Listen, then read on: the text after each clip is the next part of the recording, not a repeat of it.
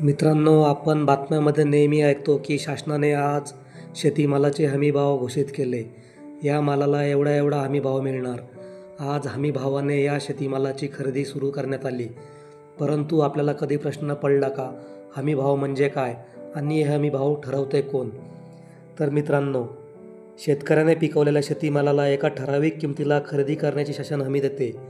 म्हणजेच शासन त्या किमतीला तो शेतीमाल खरेदी करते. त्यामुळे या किमतीला आपण हमीभाव असे म्हणतो. हमीभावालाच आपण किमान आधारभूत किंमत किंवा MSP म्हणजेच मिनिमम सपोर्ट प्राईस असेही म्हटले जाते. केंद्र सरकार दरवर्षी हंगामाच्या पूर्वसंध्येला वेगवेगळ्या 23 पिकांची MSP जाहीर करते. या पिकांमध्ये कापूस, ज्वारी, गहू, भात, तूर, मूग, सोयाबीन इत्यादी महत्त्वाच्या पिकांचा समावेश होतो. बाजारामध्ये शेतीमालाचे दर किमान आधारभूत किमतीपेक्षा कमी झाल्यास सरकार सदर शेतीमालाची खरेदी किमान आधारभूत किमतीने करते. शासनाकडून या शेतीमालाची खरेदी सरकारी खरेदी केंद्रावर केली जाते.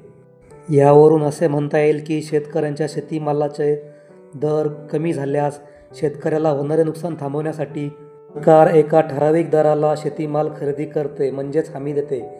यालाच आपण हमीभाव असे म्हणतो. हमीभावाचा मुख्य उद्देश म्हणजे शेतकऱ्यांचे आर्थिक नुकसान टाळून शेतकऱ्याला आर्थिक स्थैर्य देणे हा होय.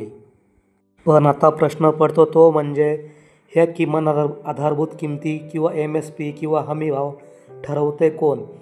तर हे हमीभाव ठरवण्यासाठी शासनाने 1965 मध्ये राष्ट्रीय स्तरावर कृषी मूल्य आणि खर्च आयोगाची स्थापना केलेली आहे. हा आयोग शेतीमालाचा उत्पादन खर्च, देशाची धान्याची गरज, आंतरराष्ट्रीय बाजारातील भाव, मागणी व पुरवठा इत्यादी बाबींचा विचार करून पीकनिहाय MSP केंद्र शासनाला शिफारस करते. परंतु महत्त्वाचे म्हणजे या आयोगाने शिफारस केलेल्या MSP केंद्र शासनावर बंधनकारक नसतात. केंद्रीय कृषी मंत्रालय कृषी मूल्य व खर्च आयोगाच्या शिफारशीच्या आधारे दरवर्षी हंगामाच्या पूर्वसंध्येला विविध 23 पिकांचे हमीभाव जाहीर करते. हा हमीभाव संपूर्ण देशामध्ये एकसारखा असतो. 2018च्या केंद्रीय अर्थसंकल्पामध्ये शेतकऱ्याला शेतीमालाच्या 1.5 पट हमीभाव मिळणार अशी घोषणा करण्यात आली होती.